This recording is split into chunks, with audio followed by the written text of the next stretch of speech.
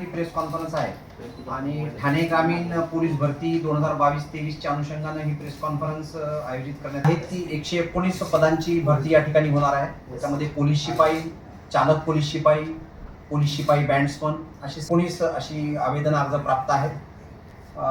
त्यांची भरती प्रक्रिया जी आहे ती 19 तारखेपासून आम्ही 19 तारखेपासून आणि ती जवळजवळ 1 तारखेपर्यंत याचं शेड्यूल आम्ही ठरवलेलं आहे।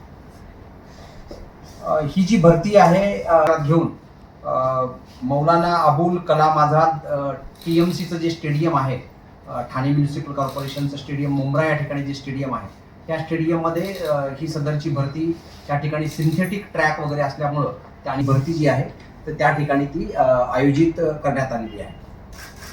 यामध्ये उमेदवार जे आहेत उमेदवारांना त्या ठिकाणी एकत्र बसण्यासाठी जी आपण व्यवस्था केलेली आहे जो आहे तो पण आपण ट्रॅक त्या ठिकाणी तयार केलेला आहे आणि तो ट्रॅक जो आहे तो ट्रॅक जो तयार केलेला आहे त्या ठिकाणी केलेली आहे आणि ओव्हरऑल सर्व उमेदवार जे आहेत येणारी भरतीसाठी अशा सगळ्या उमेदवारांची जेवढी जास्तीत जास्त काळजी त्या ठिकाणी आपल्याला घेता येईल त्या ठिकाणी आपल्याला थांबवावा लागला तर आपण त्यांना काही दिवसानंतरची अनुकूल जी आहे ती डेट देणार आहोत आणि त्याप्रमाणे त्यांना भरती प्रक्रियेमध्ये त्यांना कुठलाही त्रास होणार नाही ह्या अनुषंगानं पण आपण बघतोय।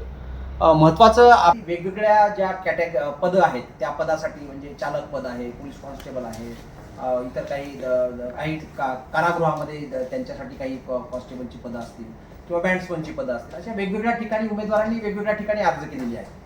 त्याचबरोबर एकाच घटकामध्ये पण काही उमेदवारांनी अर्ज केलेले असू शकतात ते त्यांनी कळवायचं आहे आणि त्याच्याप्रमाणे त्या ठिकाणी नोंद घेऊन आपल्याकडे दाखवली की आपण 4 दिवस त्यांना वेळ देऊन पुढची त्यांची आपण डेट जी आहे त्यांना पुढची डेट आपण त्यांना देणार आहोत। म्हणजे एकंदरीत काय तर एकंदरीत कुठलाही उमेदवारांना त्रास होणार नाही। त्यांच्या त्या ठिकाणी रस्त्यावरती आपण फ्लेक्स पण लावतोय की त्यांना जाण्याचा मार्ग येण्याचा मार्ग कोणता आहे, बंदोबस्त आपण योग्य पद्धतीचं नियोजन केलंय की कुठेही त्यांना अडचण वाटली तर पोलिसांची त्यांना मदत घेता येईल।